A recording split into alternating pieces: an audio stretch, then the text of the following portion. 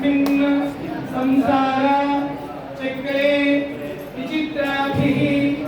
विचित्रासु योनिषु पुनः पुनः अनेकधा सामधेयस्य मम जन्म अभ्यासाभिः वर्तनिकाले संभावितानां पापानां वाक् पाणि पाद आयुः उपस्थानां पंचानां कर्म इंद्रियाणां त्वक् चक्षु श्रोत्र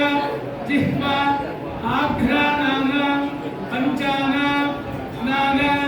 इंद्रियाणां एतेषां प्रेरकस्य अन्तः करणैः